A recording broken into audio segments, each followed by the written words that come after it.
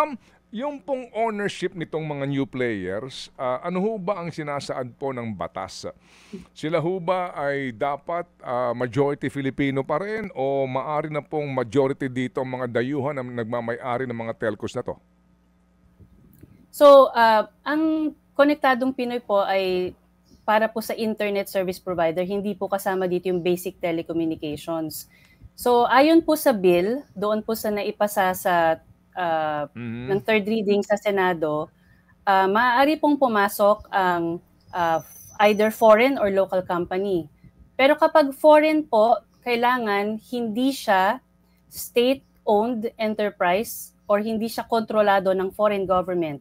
Malinaw po yan sa Konektadong Pinoy Bill. Opo, opo. Hindi siya kontrolado. So, halimbawa po yung pangamba ng iba, no? Siguro napakinggan nyo sila, yung China. Opo. Paano daw ho yung kung sakasakali na hindi nga state-owned yung telco, pero as we know, practically po, ang China, maaari siya maglagay ng dummies at pasukin po ng service provider ang Pilipinas ng mga Chinese companies na hindi lantaran na kontrolado po ng Estado ng China. Pero sa totoo lang, state-controlled pa rin.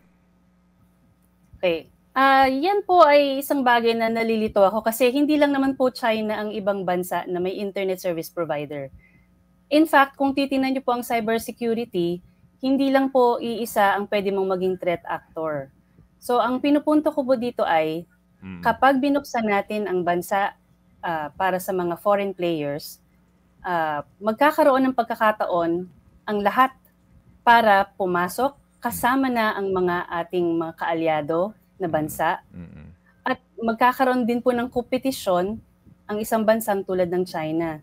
Tsaka Manong Ted, ngayon naman po ay alam naman natin na ang China ay nandito na. Kung titingnan niyo po ang equipment ng mga biggest telcos natin, marami po dyan ay galing sa China. Opo. Ang pinaka-importante po sa cybersecurity, kahit anong threat actor pa yan, kailangan meron tayong compliance with cybersecurity standards, meron tayong mga measures, preventive measures, at may risk assessment tayo kung anong kailangan natin para mapatibay natin ang ating cybersecurity. Hindi po nagmamatter kung anong bansang pinanggalingan yan, local or foreign. Basta po nakakonekta ka sa internet, kailangan mong tingnan ang anong standards ang meron, no, global best practice. Yun lang po ang tanging paraan para maprotektahan natin ang networks natin at ang ating mga sarili, pati ang ating mga devices bilang consumer, para maprotektahan natin ang sarili natin against any kind of cybersecurity threat. Opo. At padagdag ko lang po, Manong Ted, nandiyan po yan sa Konektadong Pinoy. Nire-require po yan ng Konektadong Pinoy at ito po ang kauna-unahang bill kapag naipasa siya at naging batas. Ito po ang kauna-unahang magre-require ng compliance with cybersecurity standards across the board. Opo. Kahit na big player ka or small player ka, kinakailangan mong magdaan sa cybersecurity audit. Opo. At titingnan po yan ng gobyerno. Ma'am Grace, isa din po sa ibinibigay na punto ng mga against po dito sa Konektadong Pinoy Bill, yung hindi na kailangan ng legislative franchise nga, nabanggit niyo po yan kanina, para sa data transmission provider. So pag walang call, no need for legislative franchise. Pero yung ganong klase ng provision, hindi po ba yun parang mawawala na ng accountability itong mga bagong players na papasok compared dun sa mga nauna na medyo dumaan po talaga sa butas ng karayom bago po nagkaroon ng prangkisa at makapag-operate po, makapagbigay ng serbisyo dito sa Pilipinas. Ano pong thoughts nyo dun? Maganda mo tanong yan, ano? So, ito po ang Konektadong Pinoy, kumbaga dadaan sa butas ng karayom, ibang karayom lang po, ano. In fact, kung titingnan niyo yung current na batas natin, wala po gaanong kapangyarihan actually ang gobyerno, lalo na ang NTC, ang industry regulator, para busisiin ang internet ngayon kasi it's value-added service lang po siya.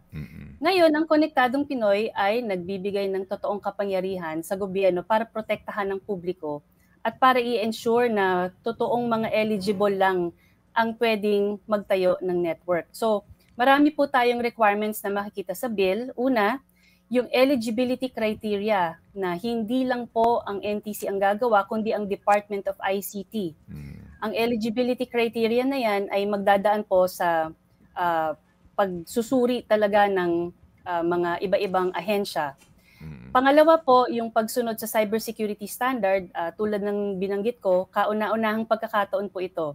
So titingnan po ang global best practice at magkakaroon po ng tinatawag natin na baseline. Meaning, kahit na gaano kalaki or kaliit na industry player, kailangan mong sumunod dito. Magkakaroon din po ng cybersecurity audit. First time din po ito na nasa batas. At syempre yung performance metrics. Ang performance metrics po wala ngayon sa kasalukuyan. Wala pong tinitingnan na quality of service standards. Wala po yan sa batas. Pero ang Konektadong Pinoy, lalagyan na po niya yan ng performance standards. Yun po yung halimbawa po, download speed, yung latency, kung reliable ba, yung availability ng network. So yun po, magkakaroon po ng ganon.